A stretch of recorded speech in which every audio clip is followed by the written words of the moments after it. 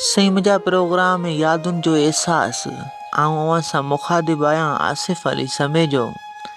साईं मुंहिंजा अॼु जी यादि खे तहरीर करण जे लाइ कलम खणे थो काशिफ़ अली समेजो।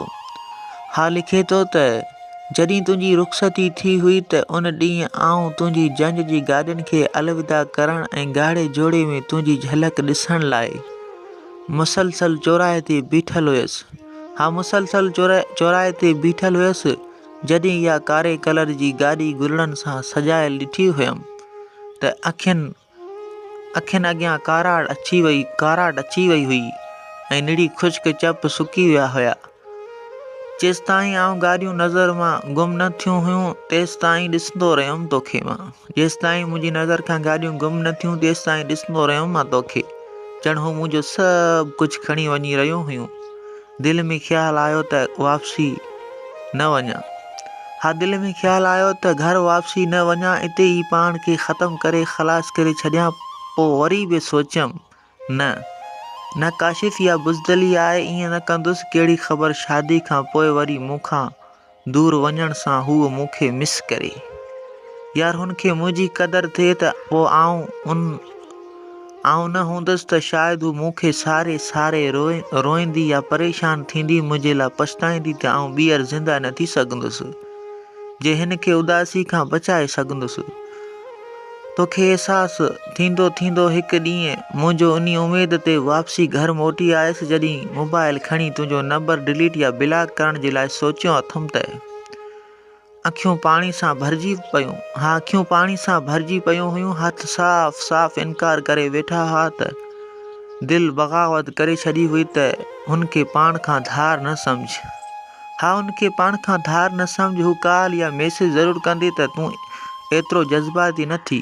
हा तूं एतिरो जज़्बाती न थी। हू रूहानी तौरु तोसां गॾु आहे ऐं पोइ हर ॾींहुं हर राति घड़ी पल तुंहिंजो इंतज़ारु आहे।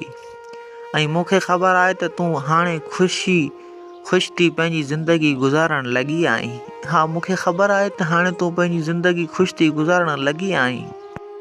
पर प्यारा भाउ आसिफ़, दिलि चरी आहे नथी सम्झे उन्ही जो पई इंतज़ारु करे जेको मूं सां एतिरी हद ताईं खेॾींदो रहियो आहे। पर प्यारा भाउ आसिफ़, दिलि चरी आहे नथी सम्झे उन्ही जो इंतज़ारु पई करे जेको मूं सां एतिरी हद ताईं खेॾींदो रहियो आहे। बेवसीअ जी आड़ में बेवफ़ाई कंदो रहियो। मूंखे ख़बर आहे त हू हाणे को बि मैसेज या वरी कॉल न कंदी। बसि अलाए जो छो हुन सां मिलण जी अञा आस आहे, हुन सां हथ चुमण जी अञा बि उमेद आहे। हू मूंखे हिकु पल बि परे न आहे, हर वक़्तु मुंहिंजे ज़हन में आहे। बसि हू ख़ुशि हुजे अला करे। उन ॾींहं खां मूंखे ही शहर अजनबी थो लॻे। हा उन ॾींहं खां मूंखे शहर बि अजनबी थो लॻे, ॼण आऊं पंहिंजे घर में हूंदे बि परदेस में थो गुज़ारियां। तोखां सवाइ ही शहर बि गलियूं वीरान थियूं लॻनि।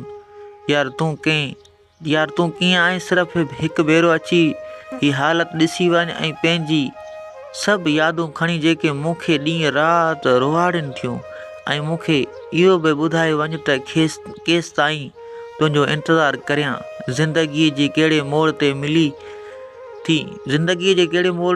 थी या वरी तुंहिंजूं राहूं टकींदे समय जो ज़िंदगी गुज़ारे। बसि इहो ॿुधाए छॾ।